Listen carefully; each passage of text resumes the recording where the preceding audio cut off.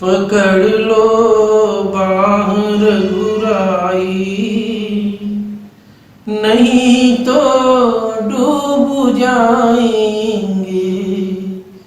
पकड़ लो बाह रघुराई, नहीं तो डूब जाएंगे। डगर ये अगावन जानी, पथिक में मोड़ अज्ञानी। डगर ये अगावन जानी।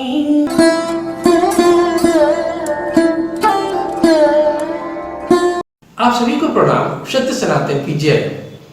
ईश्वर की असीम अनुकंपा से, गुरु महाराज के असीम अनुकंपा से हम सभी लोगों को भगवत चर्चा करने का परम सौभाग्य प्राप्त हो रहा है। गुरु वंदना कर लेते हैं। गुरु ब्रह्मा गुरु विष्णु गुरुर्देव महेश्वर, गुरु साक्षात पार ब्रह्मो,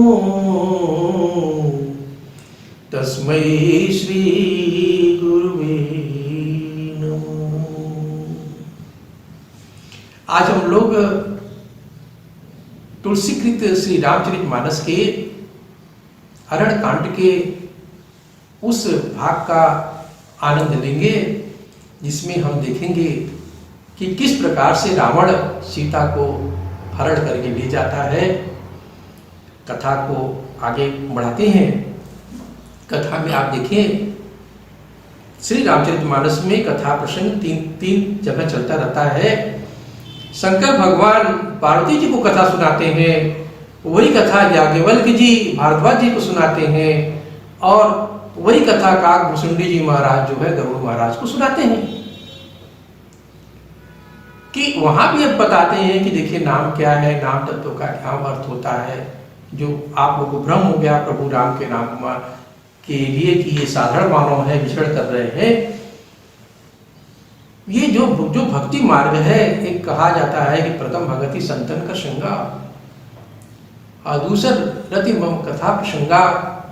कहते हैं कि ठीक है, अच्छे लोगों का आप संगत करिए, और दूसरा मेरा निज गुणगान करिए। माने प्रभु कहते हैं कि मेरा निज गुणगान 9 प्रकार की भक्ति बताते हैं। तो आप इस भक्ति मार्ग में आए और इसको लाइक करें, सब्सक्राइब करें, शेयर करें और इसका आनंद आप उठाएं। तो शंकर भगवान पार्वती से कहते हैं कि पार्वती, अब दुष्ट को मारकर यानी कि मारीच को मार देते हैं। मारीच को मारने पर प्रभु राम लौटते हैं। कथा आप शंकर भगवान सुना रहे हैं। अब इधर सीता जी जब आर्तनाद सुनती है तो भयभीत होकर लक्ष्मण से कहती हैं, तुलसीदास जी महाराज इससे कहते हैं इसको, जाहु बेगी संकट अति भ्राता, लक्ष्मण बिहसी कहा सुनु माता। भृकुट बिलास सृष्टि लय होई, सपने संकट परई की सोई। अब सीता जी कहती हैं कि हे लक्ष्मण जल्दी जाओ, तुम्हारे भाई संकट में पड़े हैं। अब लक्ष्मण जी हंसने लगते हैं कहते हैं कि कैसा आप ही भ्रम में आ गए हे माता, जिसकी भृकुटी विलास से सृष्टि का प्रलय होता है, क्या वह स्वप्न में भी संकट में पड़ सकता है? लेकिन पत्नी तो पत्नी, अब तो प्रभु की माया है, सारी रची हुई वहां पर है, प्रभु को कार्य करना है, तो उन्हीं की माया के हिसाब से ही सबको, सभी की बुद्धि विवेक भी काम करती है। अब यहाँ सीता जी को भी भ्रम हो रहा है। अब सीता जी भी बार बार कहती हैं कि लक्ष्मण भैया तुम एक बार जाकर देखो तो कि क्या बात है, कहीं सही में तो वो मुसीबत में नहीं है। अब यहाँ प्रभु की प्रेरणा से लक्ष्मण जी की बुद्धि चलायमान हो जाती है। अभी सोचते हैं भाई भातृ प्रेम में भी कहते हैं चलो शायद पता नहीं क्या बात है, भी चल के देखते हैं। अब आगे लक्ष्मण जी कहते हैं कि ठीक है माँ, मैं जा तो रहा हूँ माता जी, किंतु यह मैं जो लक्ष्मण रेखा खींच रहा हूं उससे बाहर मत निकलिएगा। सीता जी ने कहा ठीक है। अब आगे लक्ष्मण जी प्रभु राम के सन्निकट जाते हैं। अब आगे देखिए, इधर रावण छिप कर बैठा हुआ है। रावण छिप कर सारा नजारा देख रहा है। उसने सोचा कि चलो बड़ा ही सुंदर मौका है, सन्यासी का वेश धारण कर लेता है। फिर सीता जी के पास जाता है।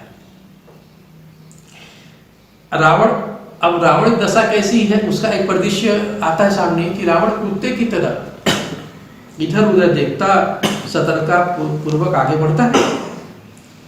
कुमार्ग में पैर रखते ही उसकी बुद्धि और बल गायब हो जाता है। सीता जी के समीप पहुंचता है, कहता है भिक्षाम देहि भिक्षाम देहि। अभी तक सीता जी परेशान है और सीता जी लक्ष्मण रेखा के अंदर से उसको भिक्षा देने की कोशिश करती हैं। रावण से कहती हैं कि इस लक्ष्मण रेखा के अंदर आकर भिक्षा ले लीजिए। इधर रावण प्रभु की लीला को भी समझ रहा था। यदि मैं इस लक्ष्मण रेखा के अंदर जाऊंगा तो भस्म हो जाऊंगा। वो कहता है मां भिक्षा देना है तो रेखा से बाहर निकल कर भिक्षा दो। सीता बहुत ही उचित उत्तर देती हैं। ये हम सभी भारत की नारियों को समझने की जरूरत है। इतना सुंदर श्री रामचरितमानस में बताया गया, कहा गया, समझाया गया सीता जी के माध्यम से। कहती हैं कि मेरे स्वामी प्रभु श्री राम के छोटे भाई की मर्यादा है कि इस लक्ष्मण रेखा से बाहर नहीं निकलना। लक्ष्मण रेखा का मतलब ये है कि आप मर्यादा का उल्लंघन बिल्कुल ना करें, बड़ों की आज्ञा में रहने की जरूरत है। स्त्रियों को मर्यादा का उल्लंघन नहीं करना चाहिए। जो स्त्री मर्यादा का उल्लंघन करती है वो घर परिवार को भी मुसीबत में डाल देती है और अपने भी मुसीबत में पड़ती है और सभी संकट में पड़ जाते हैं, पूरे परिवार को संकट में डाल देती है। तो इस कथा के माध्यम से एक ये शिक्षा देने का उद्देश्य भी था। तब रावण अनेक प्रकार से समझाता है सीता जी को कि सन्यासी लोग भिक्षा करके बाहर से ही लेते हैं, फिर उन्हें राजनीति के अनुसार वो चालाक तो था ही, वो राजनीति के अनुसार भय और प्रीति भी दिखलाता है। तो सीता जी कहती हैं कि दिखते तो तुम सन्यासी हो पर वचन दुष्टों के बोलते हो। अब रावण कुपित होकर अपना विकराल स्वरूप दिखाता है और कहता है कि देखो मैं राक्षस राज रावण हूं। सीता जी डरने लगती हैं लेकिन धीरे से बोलती हैं, रे दुष्ट खड़ा रह, अभी मेरे स्वामी आते ही होंगे, लगता है तो काल के बस हो गया है। अब तुलसीदास जी महाराज आगे कहते हैं, क्रोधवंत तब रावण लिन्निसी रथ बैठाई, चला गगन पथ आतुर,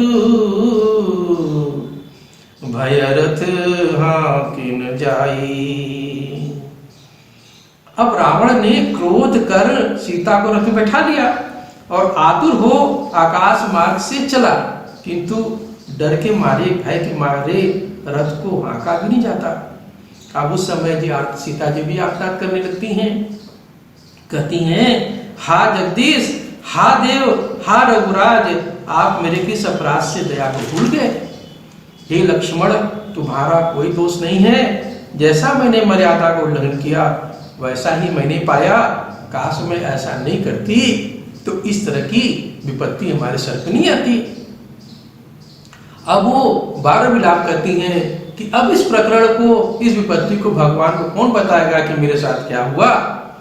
अब आगे देखिए, प्रभु की कृपा से तुलसीदास जी महाराज बताते हैं कि गिद्धराज सुनी आरत बानी, रघुकुल तिलक नारी पहचानी, अधम निशाचर नीचे जाई, जिमि मलेच्छ बस कपिला गई। तब गिद्धराज जटायु ने आर्तवाणी सुन सीता जी को पहचान लिया उसने दूर से पुकार कर कहा, हे पुत्री सीता मत डर, मैं अभी इस राक्षस का नाश करता हूँ। वह ऐसा दौड़ा कि मानो पर्वत पर इंद्र के हाथ से वज्र छूटा हो। अब देखिए, पक्षीराज गरुड़ अब रावण को मारने के लिए वो दौड़ते हैं। आगे इसके आगे कथा में मैं बताऊंगा आपको कि आगे क्या होता है। पकड़ लो बाह रघुराई, नहीं तो डूब जाएंगे। पकड़ लो बाह रघुराई, नहीं तो डूब जाएंगे। डगर ये अगावन जानी, पथिक में मोड़ अज्ञानी। डगर ये अगावन जानी, पथिक में मोड़ अज्ञानी। संभालोगे नहीं राघव, संभालोगे नहीं राघव, तो कांटे चुभ जाएंगे। पकड़ लो बाह रघुराई, नहीं तो डूब जाएंगे।